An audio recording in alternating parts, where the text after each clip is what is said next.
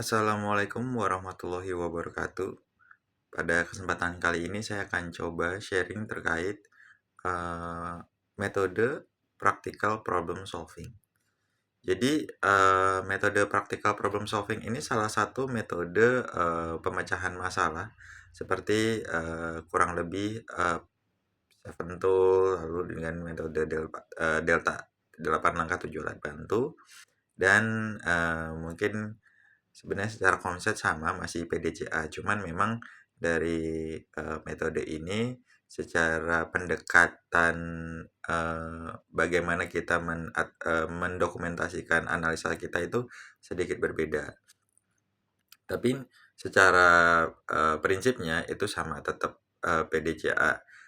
Dari view-nya dari besar dikerucutkan menjadi yang pada akhirnya itu mencari root cause. Nah, pada tahapan PPS atau practical problem solving, di sini dalam kita mencari masalah atau mencari akar masalah terbagi menjadi beberapa tahap.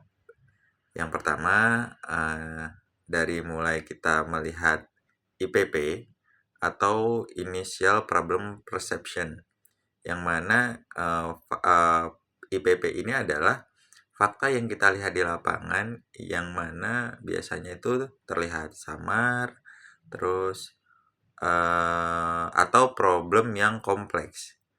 Nah, dari sini itu kita bisa menyebutkan bahwa di sini adalah WAH atau What Actual Happen. Jadi apa sih yang sebenarnya terjadi? Jadi kondisi aktualnya itu seperti apa gitu. Lalu kita kerucutkan kembali menjadi real problem atau problem yang tunggal.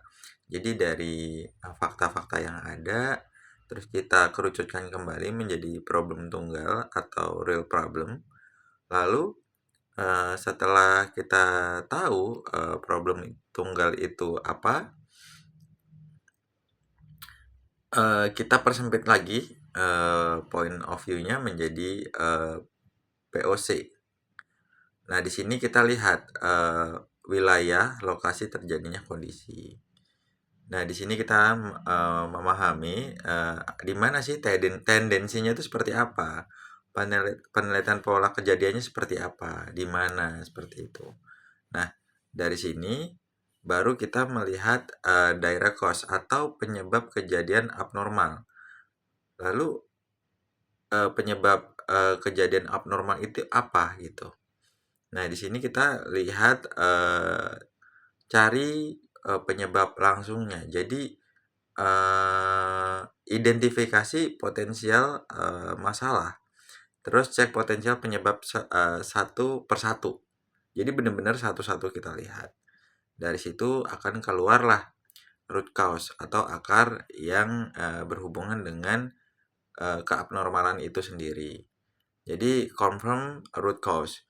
Di sini akar penyebab dapat mencegah kejadian yang berulang. Uji kembali, uji balik seperti apa? Apakah benar-benar itu adalah masalah yang sebenarnya? Nah, dari ketika sudah ditemukan root cause, maka kita harus membuat countermeasure. Istilah di PPS di sini mungkin teman-teman akan familiar dengan namanya WAH dengan WSBH. WAH itu adalah what actual happen, dan WSBH itu adalah what should be happen. Jadi sederhananya sama. Kondisi aktual dibandingkan dengan standar, target, seperti itu. Jika tidak sesuai, maka itu adalah masalah atau problem. Nah, dalam kita mempelajari hal ini, sebenarnya tujuannya adalah kembali lagi ke logic thinking. Bagaimana kita menjalankan pola pikir problem solving. Tetap kembali lagi plan-nya seperti apa, do-nya seperti apa, check-nya seperti apa, action-nya seperti apa. Karena pada dasarnya kita tuh harus tahu materinya terlebih dahulu, lalu mengetahui apa yang digunakan dan kapan harus digunakan, lalu tahu bagaimana cara melakukannya. Dan pada akhirnya kan kita akan latihan sehingga bisa melakukan secara konsisten. Itulah tujuan dari bagaimana kita menjalani training problem solving. Jadi dari practical problem solving ini sebenarnya goals-nya tuh sama, tidak berbeda dengan metode problem solving lainnya, namun secara penulisan atau pendekatan itu sedikit berbeda. Adapun hal-halnya itu ada terkait istilah dan teknis saja. Namun secara konsepnya itu sama. Jadi dari mulai kita melihat kondisi aktual atau fakta-fakta yang ada, kita kerucutkan di mana kita harus mencari